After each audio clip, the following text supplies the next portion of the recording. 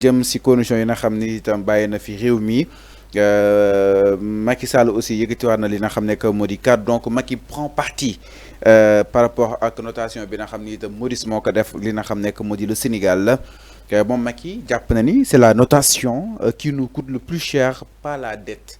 Maanaam note bi moom moo ñuy gën a fànk waaye nekkul li nga xam ne que moo di bor bi Moody's moo ñuy noté xaar ma continuer à fond Moody's moo ñuy noté donc Moody's récemment dafa wàññi li nga xam ne que dafa baissé note bi jëlee ko si B3 yóbbu ko si CAA1 mettant en avant des risques accrus liés à la trajectoire budgétaire et à la liquidité du pays.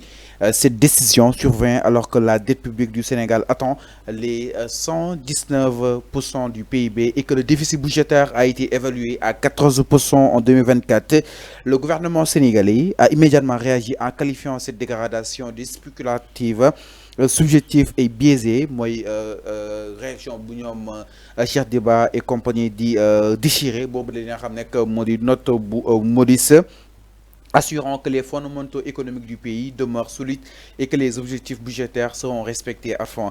Alors, Macky Sall mu daal di illustrer son propos sur des exemples concrets mu daal di indi li nga xam ne moo di exemple ay OMVG barrage bi li muy dund si wàllu at entre autres. Alors Arfan da nga jàpp ni li nga xam ne moo di notation bi moo ñuy coûter cher wala kon dette bi parce que Macky jàpp na ni c'est la notation qui nous coûte cher mais pas la dette. Qui nous a noté?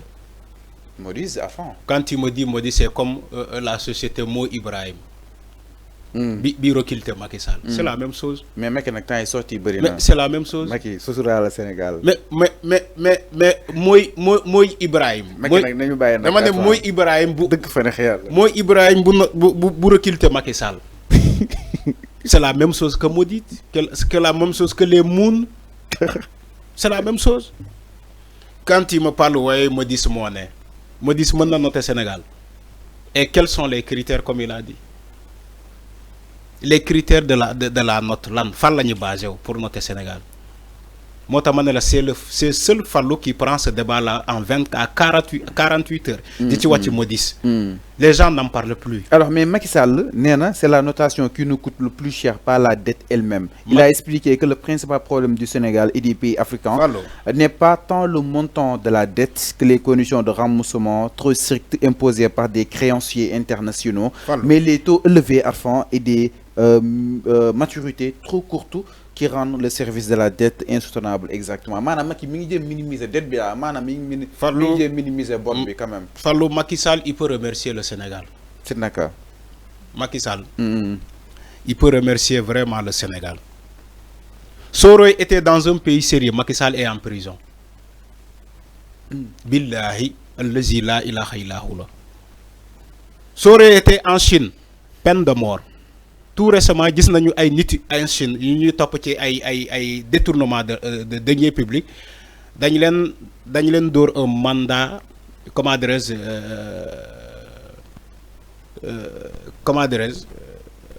condamné à mort infligé leen sous peine de mort. Dans un état sérieux Macky Sall sa place est en prison.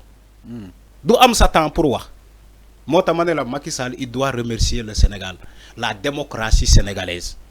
Gis nga ñi taxaw di naan woy ils ont bafoué la démocratie sénégalaise, c'est faux. Démocratie Sénégal fu mu nekkoon fan la nekk sinon ça romb na fa. Moo tax un ancien président de la République se permet de dire des choses que kenn xamul. Macky Sall mu ngi nii mu ngi tontu ba léegi mu ngi wax ay waxam. Temps moom sotti bëri na trop. Loolu laay wax ni mu ngi wax ay waxam. Parce que dafa jàpp ni dafa gis ni que les nouvelles autorités yi nekk Sénégal talluñu ko sax. talluñu ko non talluñu ko. discours bu nekk Macky Sall day gis nga bu ñu talloon Macky Sall non discours bu nekk Macky Sall day dama lay am na moyen pour jàpp. dama lay wax bu ñu talloon Macky Sall lan la ñuy def. dama lay wax bu ñu talloon Macky Sall est-ce que mën nañu ko jàpp en fait. quoi dama ne bu ñu talloon Macky Sall xamal lan la ñuy def. Ils vont manipuler la justice sénégalaise. Coûte à coûte foog ñu jàpp Macky Sall yóbbu ko kaso parce que talluñu Macky Sall. Macky Sall il manipulait la justice pour tëj ay opposants. Macky Sall dafa doon manipuler justice pour tëj ay opposants politiques. Xanaa kay loolu doo wax le contraire. Il l'a fait avec Karim Wade. Il l'a fait avec Khalifa Sall. ñu ne déetuwaay il le fait avec Ousmane Sonko. Il l'a même fait avec Barthélémy Diaz. Barthélémy Diaz laaju ko ndax Macky Sall yóbbu ko kaso. moo tax ma ne la nouvelle autorité yi fi nekk tàlluñu sa Macky Sall dañ ko tàllul gis nga buñ ko tàlloon réew mi dina jaxasoo de. mais avant da nga jàpp ni dette bi. moo tax moo ëpp solo wala kon note bi moo ëpp solo. moo tax ma ne la dans un état sérieux Macky Sall n'a pas le droit à la parole. il varie Fallou. donc on sous-entend par là. Fallou Macky peut-être leb na. Fallou waaye lépp lu mu leb. bor bi kan moo leb bor bi. Macky Sall voilà. c'est Macky Sall il se permet de dire encore aujourd'hui des choses moo tax ma ne la Macky Sall dañ ko seetaan Sénégal non ñëppay leb déjà rek. dama ne ñëppay leb mais lebuñu ko Macky Sall. Macky dafa ëppal si leb bi. Macky Sall dafa leb te kenn xamul xaalis boobu fu mu dugg. nee na le taux élevé si wàllu dette bi loolu amul solo waaye li am solo mooy note bi avant note bi moom note bi moo koy teel jàpp na ni Sénégal mos am note yi. dama ne loolu sax lu muy wax dafa warul wax. buñ ko nee waxal amul lu muy wax. comme daa war a suturaal réew mi Macky Sall dafa war a suturaal boppam. du réew mi boppam la war a suturaal parce que talaguñu ko. mais avant temps lan moo dal Sénégal suñu image c'est-à-dire. mais moom moo yàq suñu image maanaam ñun la ñuy waxtaanee fépp. mais Macky Sall moo yàq image du Sénégal yow pour yow kan moo yàq image Sénégal Macky moo yàq image Sénégal Macky Sall moo yàq image Sénégal te fay na ay cabinet yu bëri pour defaraat image am lay bëgg a defar. gis nga sortie yam yi nii image am lay defar du image du Sénégal de déedéet du image du Sénégal lay defar ay image am lay defar parce que dafa am fu mu séntu. kon donc Macky bàyyeegul instant bi. Macky image am la nekk di defar moo tax mu fay ay cabinet yu bëri moo tax man junj naa la fi question nee naa la Modis boobu Modis jékki-jékki débarqué kan moo fay Modis kan moo nekk si ginnaaw Modis li may wax ni na ñi dem gëstu kan moo nekk si ginnaaw Modis au moment que Macky Sall buy toog di wax. non Macky waxoon na ko balaa note bi di génn. sax Macky dafa anticipé woon. Fallou Modis dafa jékki-jékki débarqué Sénégal. di joxe supposé wooy moom mooy ñuy jox. ay Modis yàgg na fi avant non. moom mooy ñuy jox ay notes. non Modis yàgg naa noté mais avant problème mooy doo ne réew mi ngi si sous-sol. kan moo ko yóbbu si sous-sol. seen discours yi ñëpp. maanaam ku génn day naan réew mi doxul dara doxul. donc enfin est-ce que na ci kon ñun. réew waroon nañoo bett en fait. réew bu doxul. doo leen jox seen frères yi ay caution 240 millions de francs loolu mooy wane ni que réew mi dox na. réew mi dafa am ci ñu mu dox dans un pays boo xamante dañuy ne Sénégal doxul on voit des cautions à valeur de milliards Sénégal kese ngay gis loolu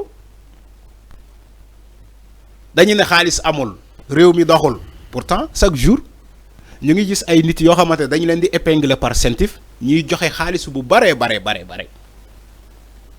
ana xaalis bi kon ñan ñoo ko téye pourtant ñoom opposition bi ñoom ñooy ne réew mi doxul ñoom ñooy joxe tey ay caution 240 millions ay caution 5 milliards ay caution ay milliards opposition bi bii ne réew mi doxul ñoom ñooy joxe tey ay caution ay milliards et milliards ay millions et millions vous croyez que c'est sérieux c'est normal ça da ngeen di taxaw publiquement devant tout le monde Sénégal doxul Sénégal dafa dëgër Diomaye liggéeyul Sonko liggéeyul gouvernement bi fi ne liggéeyuñu mais il suffit ñu épingler leen ci benn rapport rek ngeen joxe xaalis bu bare ci caution. seen xaalis la nag. non seen xaalis la déedéet dara wóoruñu ni seen xaalis la. non déedéet loolu mënoo ko génne ci bopp sénégalais Fallou tuuti nga ci dara wóoru leen ni ci seen xaalis la. mais attends man fi may wax ak yow ak fi ngay waxee bokkul. mais bokk na. autorité doo yàgg ne réew mi mi ngi si sous-sol. bien sûr. El Malick Ndiaye mu ne mënuñoo def te matt yaa ngi tooy mënuñoo toog matt yaa ngi tooy. ñun ñëpp wax ko. mais enfin donc est-ce que notes yi waroon nañoo bett quand même nag. mais notes yi joxe nañu ko fi joxe nañu notes yi fi Cour des comptes joxe na notes yi fii ñun dañuy jéggi suñu lu ñu moom. maanaam 1 an quelques mois ñu def. non ak note bii ñëw est-ce que waroon nañoo mais kuy liggéey di fay bor. kuy liggéey di fay bor. mais trop de transparence wala kon vouloir. non si mettre la transparence. Fallou est-ce que du yàq image yu réew mi. du yàq image réew mi de. déedéet signature du menacé wu. du menacé wu. ok bu fekkee yow sa Sénégal dafay. bu fekkee yow sa jikko. mooy wax lu dul dëgg. buy jàpp ni ki keneen bu ñëwee day wax lu dul dëgg. bul jël sa jikko nga ne keneen ki tamit sa jikko la war a jël bàyyi leen li ngeen di def ku nekk ak jikko wam yow sa jikko mooy manipuler sénégalais wax lu dul deug fen rambaaji xaalis bi détourné ko yóbbu ko sa kër loolu mooy sa jikko léegi ñeneen ñi ñëw nañu nga ne non non war nañu continuer yow toujours sa jikko yow nañu fenal askan wi Sonko bu ne gouvernement bi day wax dëgg ngeen ne ko non non non non parce que xamul état du wax dëgg après ngeen wooyee seen bopp ay homme d'état donc vous êtes des menteurs ngeen baal ma ci kaddu gi ñoom ñoo ne Sonko gouverner waroo wax lépp waroo wax dëgg bi yépp nañu nax askan wi parce que loolu la ñu bëgg a wax Sonko nax leen askan wi. waaw dafa am loo xam ni ay. néew biir la am na loo gis xam ni ay pootu biir la gis nga yow sa genre ñii kenn waru leen dénk réew mi. ñi ngi yenn ñiy xalaat ni que waruñu wax askan wi dëgg. non non non si loolu nga wax loolu nga wax loolu nga wax. j'ai pas dit ça. non loolu nga wax sëñ bi yow da ngay wax ba pare nga ne waxuma loolu nga ne léegi tout à l'heure am na yoo xamante waruñu ko wax askan wi loolu nga wax alors que quand on gouverne on doit être transparent on gouverne dans la transparence dërëm bu nekk askan bi xam dërëm boobu fu mu dugg parce que dërëm askan bi la c'est ça la transparence. alors mii noonu leer na. mais ngeen ne nañu nax askan wi pour askan bi bañ a xam seen dërëm fu mu dugg loolu c'est pas sérieux c'est pas digne d'être un dirigeant c'est pas digne d'être un leader. Alors, un homme d'État ne doit pas se comporter comme ça un homme d'État ne doit pas se comporter comme ça. Alors, parce que yéen da ngeen yaakaar ni homme d'État mooy costume cravate auto bu rafet loolu mooy homme d'État. Il faut arrêter quand même. Alors, non exactement, ñu évoluer un peu par rapport à li nga xam ne moo di justement wàllu wi démb enfin doon nañ waxtaane par rapport ak Bougane Gueye Dany ak mouvement